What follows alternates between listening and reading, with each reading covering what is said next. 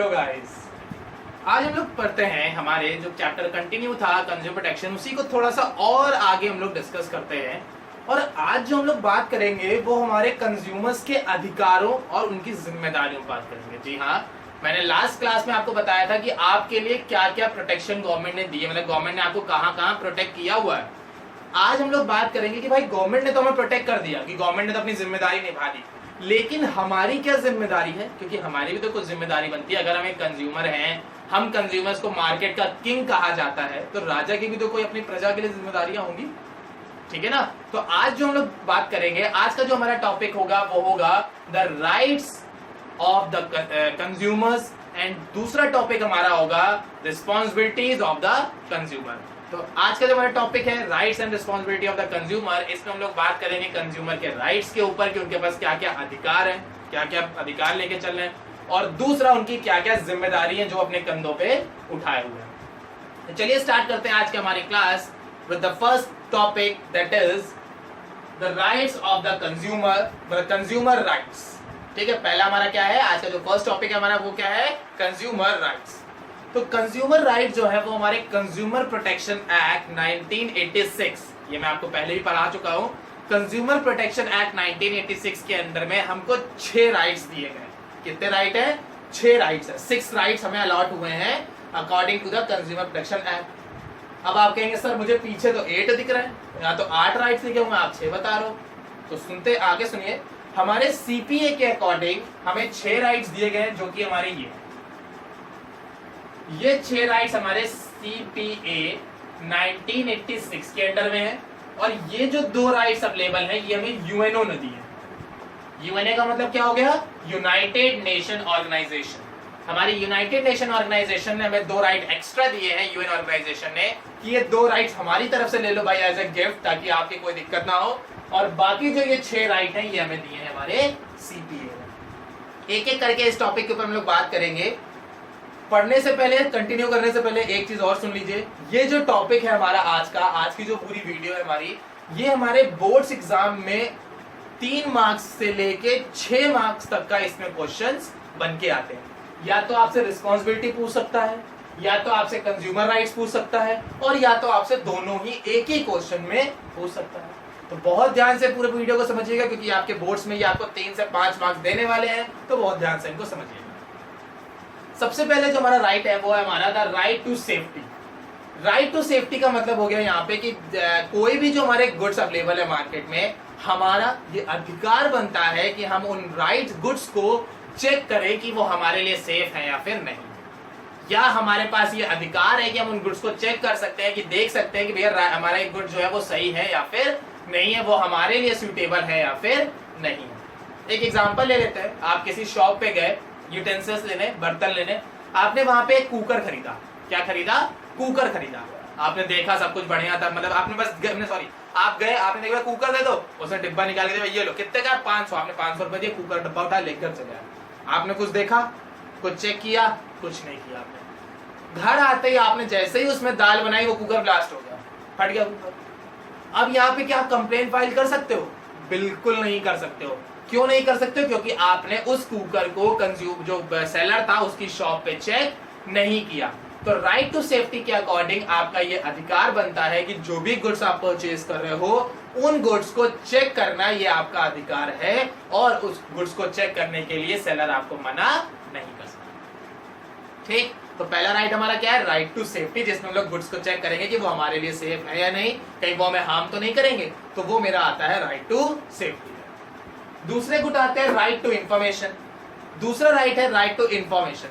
Right to information का मतलब हो गया आपके पास ये अधिकार है कि आप गुड से रिलेटेड इंफॉर्मेशन इकट्ठा कर सकते हो, फिर वो चाहे आप सेलर से करो, मार्केट से करो, लोगों से करो, पब्लिक से करो, ऑनलाइन करो, किसी ऐप के थ्रू करो, किसी सोशल मीडिया के थ्रू करो, कैसे भी इंफॉर्मेशन आप इकट्ठा करो, आपके पास ये अधिकार है कि आप जो चीज खरीदने जा रहे हो उससे रिलेटेड आप कोई भी इंफॉर्मेशन जो है वो कहीं से भी इकट्ठा कर सकते हो। तो ये आपका अधिकार है। या आप सेलर से भी पूछ सकते हैं, भैया हमें फोन ले रहे हैं, हमें ये बताओ इस फोन में फीचर्स क्या क्या है, कैमरा कितना है, रैम कितनी है, इंटरनल मेमोरी कितनी है, बैटरी बैकअप कितना है, कितनी देर चल सकता है, ये सारी इंफॉर्मेशन आप कंज्यूमर जो सेलर है उससे ले सकते हो, और सेलर आपको ये इंफॉर्मेशन देने के लिए मना नहीं करेगा क्योंकि ये आपका अधिकार। ठीक, तो पहला क्या था, सेफ्टी चेक करना गुड्स की, दूसरा जो गुड्स आप ले रहे हो उसकी इंफॉर्मेशन इकट्ठा करना, तीसरा आता है राइट टू मेक चॉइसेस।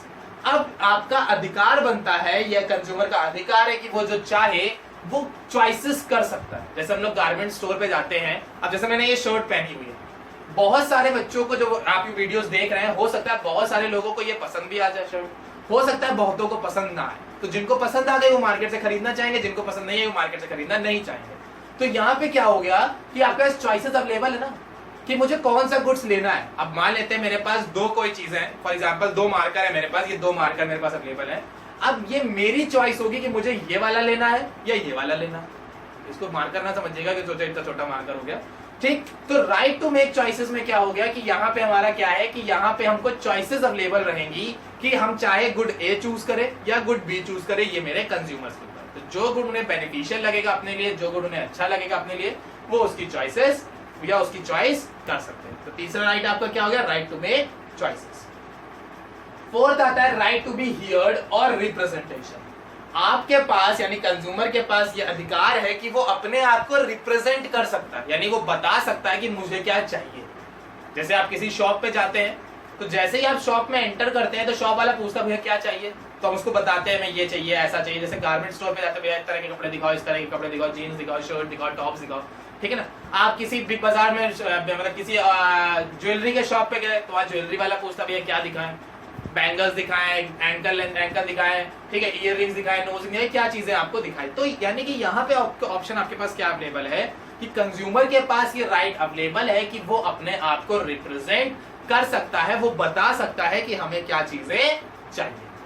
ठीक, तो नेक्स्ट मेरा राइट क्या हो गया, राइट टू बी हियर्ड या फिर right to be representation. Next मेरा आता है right to seek redressal. Right to seek redressal का मतलब क्या हो गया कि अगर आपके साथ कोई फ्रॉड हुआ है तो आप उसके लिए कंप्लेन फाइल कर सकते हो, बट ये आप तभी कर सकते हो जब आपकी प्रॉब्लम जेन्युइन हो। किसी भी फेक प्रॉब्लम पे या कोई भी छोटी मोटी बात पे आप कंप्लेन फाइल नहीं कर सकते, ठीक है ना।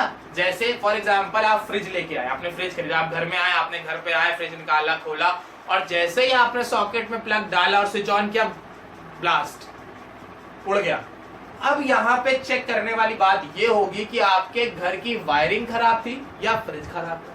तो अगर आपके घर की वायरिंग खराब होती है तो आप कंप्लेन फाइल नहीं कर सकते हो, क्योंकि यहाँ पे आपने फ्रिज जो लिया था उसकी गलती नहीं है। हाँ, अगर फ्रिज की वजह से कोई डिफेक्ट होता तो आप कंप्लेन फाइल कर देते हो, ठीक है। जैसे फॉर एग्जाम्पल आपने कोई क्रीम खरीदी, फेयर एंड लवली क्रीम आती है, आपने सबने देखी होगी, उसमें दिखाती है यामिनी गौतम निकल के आती है, वो एकदम गोरी होती चली जाती है ना। अब आपने लगाई, आप नहीं गोरे हो, तो आप चाहोगे हम क्या कंप्लेन फाइल कर दें, तो नहीं कर सकते हो। क्यों नहीं कर सकते, क्योंकि उन्होंने ऐसा कुछ नहीं कहा है कि ये क्रीम आप पे काम करेगी, उन्होंने बोला है गोरा कर देगी बस। कितनी देर के लिए कर देगी ये कहा है कि 1 मिनट, 30 सेकंड, 15 सेकंड, 5 सेकंड, कितनी देर गोरा करेगी ये तो नहीं कहा ना, सिर्फ इतना कहा है कि आपको फेयर कर देगी, है ना। तो यानी कि ये वही चीज यहाँ पे है कि राइट टू सीक रिड्रेसल में क्या है कि आप कंप्लेन फाइल कर सकते हो, आपके साथ अधिकार है कि अगर आपके साथ कुछ धोखा हो रहा है तो आप कंप्लेन डाल सकते हो, बट तभी डाल सकते हो जब धोखा हो रहा है। Without any grievances, without any problem आप कंप्लेन फाइल नहीं कर सकते, ठीक है ना। तो एक राइट क्या अवेलेबल है कि आप कंप्लेन फाइल कर सकते। नेक्स्ट आता है right to consumer education. Right to consumer education का मतलब हो गया कि यहाँ पे कंज्यूमर के पास राइट है कि वो एजुकेशन ले सकता है। एजुकेशन लेने का मतलब क्या हो गया, मार्केट की कंप्लीट इंफॉर्मेशन, सब हर चीज के बारे में नॉलेज है तो वो एजुकेशन हो जाएगा, और पर्टिकुलर किसी एक चीज के बारे में नॉलेज है तो वो इंफॉर्मेशन हो जाएगा। क्योंकि केस स्टडी में बच्चे कई बार कंफ्यूज होते हैं कि आंसर में क्या लिखे, राइट टू इंफॉर्मेशन या राइट टू एजुकेशन। तो अगर पर्टिकुलर किसी एक गुड के बारे में बात हो रही है तो राइट टू इंफॉर्मेशन लिखोगे, और अगर आप पूरे गुड्स के बारे में जानना चाहते हो, हर गुड्स के बारे में जानना चाहते हो, तो राइट टू कंज्यूमर एजुकेशन। ठीक, ये 6 राइट हमको दिए थे मेरे सीपीए ने। 2 एक्स्ट्रा राइट हमको मेरे यूएन ऑर्गेनाइजेशन ने दिए, जो कि थे हमारे right to the basic need, यानी आपके पास ये अधिकार है कि आप अपनी बेसिक नीड फुलफिल कर सकते हो, और उसकी फुलफिल करने के लिए आपको गवर्नमेंट हेल्प करेगी, जैसे फूड, शेल्टर एंड क्लोथ्स। ये गवर्नमेंट की रिस्पॉन्सिबिलिटी है कि वो आपको सस्ते दामों पे अनाज मिला दे, ये गवर्नमेंट की जिम्मेदारी कि वो आपको रहने के लिए एक छत दे, भले वो आप झोपड़पट्टी बना के रह सकते हो, और या फिर गवर्नमेंट के राइट मतलब गवर्नमेंट की ड्यूटी बनती है कि वो आपको बेसिक आपके पहनने के लिए कपड़े आपको प्रोवाइड कराए। तो ये यूएन ऑर्गेनाइजेशन ने कुछ कंज्यूमर को नीड दी है कि उनके पास ये राइट है कि वो अपनी बेसिक नीड फुलफिल कर सकते हैं। Next, right to be the healthy environment. ये कंज्यूमर के पास राइट अवेलेबल है कि जिस जगह वो सामान खरीदने जा रहा है, ये उसका अधिकार बनता है कि वहां का एनवायरनमेंट वो चेक करे कि हेल्दी है या नहीं। अगर हेल्दी नहीं है तो हम नहीं चाहते। जैसे हम लोग बहुत सारे रेस्टोरेंट ऐसे हैं या बहुत सारे हमारे खाने पीने के फास्ट फूड सेक्टर ऐसे हैं जहां पे टेस्ट तो अच्छा है खाने का, बट हम वहां पे इसलिए नहीं जाते हैं क्योंकि वहां पे गंदगी बहुत होता है ना। आपके साथ बहुत सारे मार्केट में हम लोग जाते हैं, मार्केट में बहुत सारे लोग ऐसे होते हैं थोड़े से हेल्थ कॉन्शियस टाइप के होते हैं, क्या कहते हैं भैया एक गंदी जगह से नहीं खा पाएगा। तो ये आपके पास अधिकार अवेलेबल है कि आप जिस जगह से सामान खरीद रहे हो वो चीजें एनवायरनमेंट आपके लिए हेल्दी हो। अगर वो एनवायरनमेंट आपके लिए हेल्दी है तो आप सामान लोगे, अगर एनवायरनमेंट आपके लिए हेल्दी नहीं है तो आप सामान नहीं लोगे। तो ये कुछ मेरे 8 राइट्स थे जो हमारे लिए अवेलेबल थे या कंज्यूमर प्रोटेक्शन एक्ट ने हमको दिए थे। आई होप सबको क्लियर हो गए होंगे। अब गवर्नमेंट ने आपके लिए अधिकार भी दे दिए, गवर्नमेंट ने आपको राइट्स भी दे दिए, गवर्नमेंट ने प्रोटेक्शन एक्ट भी आपको दे दिया, गवर्नमेंट ने आपके इंटरेस्ट को बचाने के लिए भी काम कर दिया, सब कर दिया, बट आपकी क्या जिम्मेदारी है। तो अब हम लोग पढ़ते हैं the responsibility of the consumer, यानी कि कंज्यूमर की रिस्पॉन्सिबिलिटीज क्या है। पहली रिस्पॉन्सिबिलिटी है एक्सरसाइज हिज राइट। कंज्यूमर को अपने राइट पता हो, यानी कि जब आप ये मार्कर लेने जा रहे हो तो आप ये चेक करो। पहला राइट क्या है, राइट टू सेफ्टी।